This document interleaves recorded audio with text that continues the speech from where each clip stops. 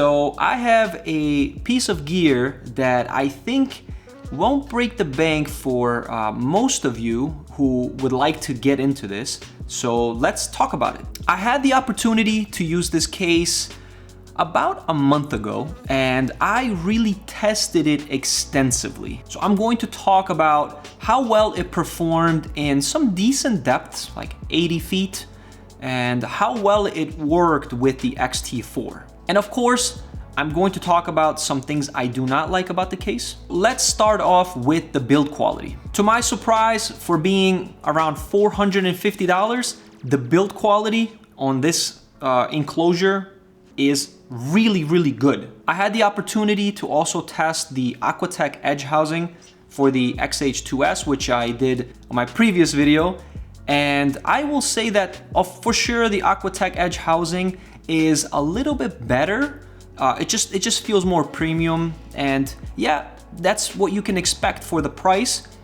This one, however, does not feel cheap in any way. So the enclosure is fairly heavy, which is a good thing when you're diving, because you do not want anything that's buoyant and kind of floating away from you. The plastic is a really good, high quality plastic, I would say. The buttons feel really nice. They have nice feedback. I would say that they're not difficult to press. They're a good size for me. I can confirm that all the buttons work really well. I had no issues. I think the deepest that I went down was about 80 feet. So what I have done is set up the XT4 for adjusting the aperture with the front wheel, the front right wheel. So by doing that, I can adjust and I can just really play with the light.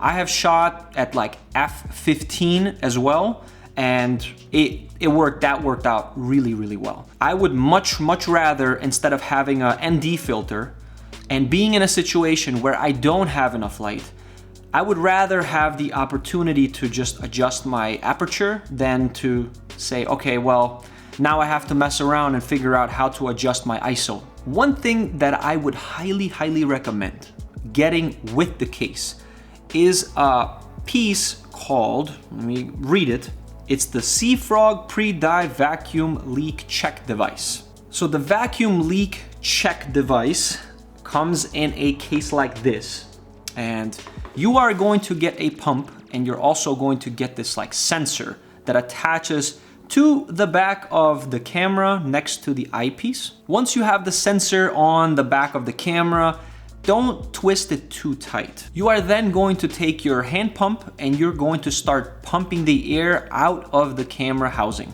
Once all of the air is pumped out, or most of the air is pumped out of the housing, the sensor will turn green, letting you know that the pressure is optimal. At that point, you can then take the whole housing and you just like submerge that in like a bucket of water. After about 10-15 minutes, take the housing out and just check to see if there's any water inside the housing. Now this is very important.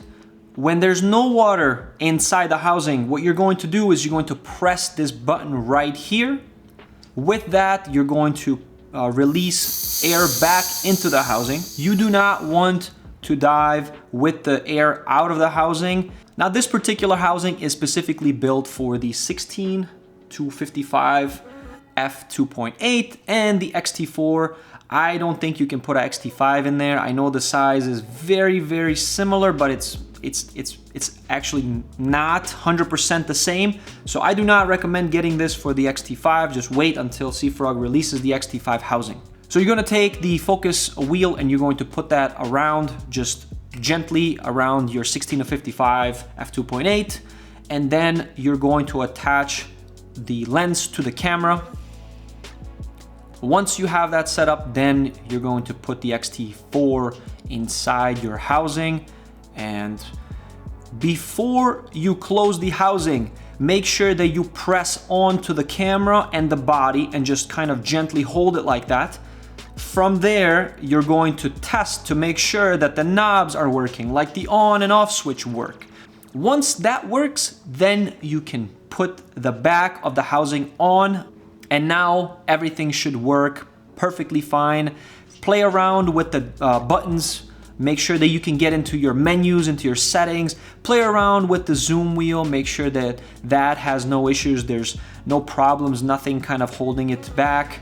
Make sure that you check everything before you get in the water, because once you're in the water, there is not much you can do. I just want to show you what some of the images and some of the videos look like that I have taken with my XT4 and the 16-55mm. Let me show you what that looks like.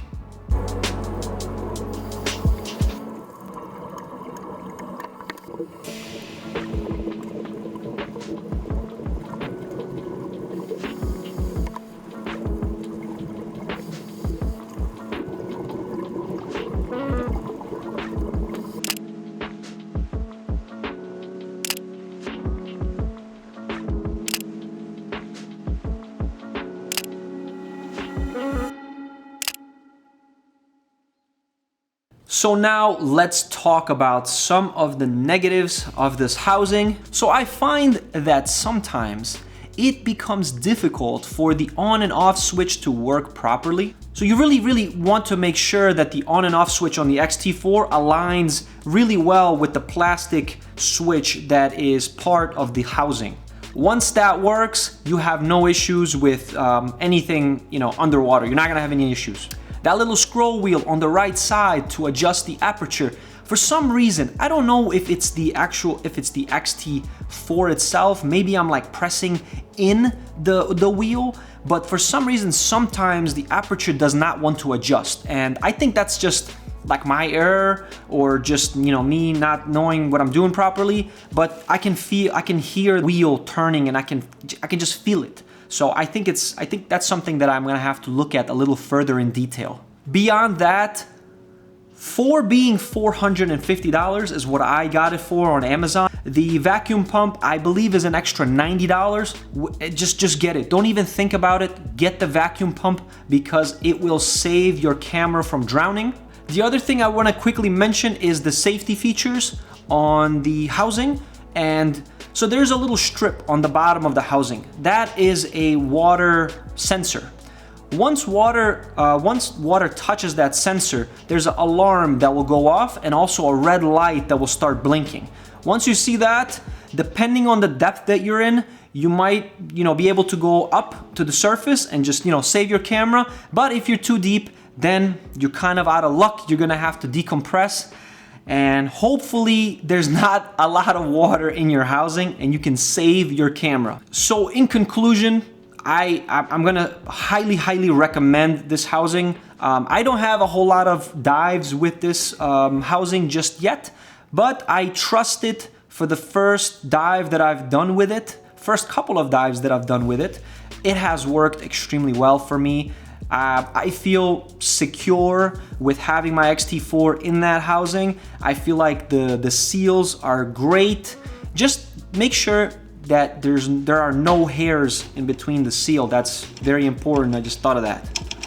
No hairs, no obstructions before you close the back.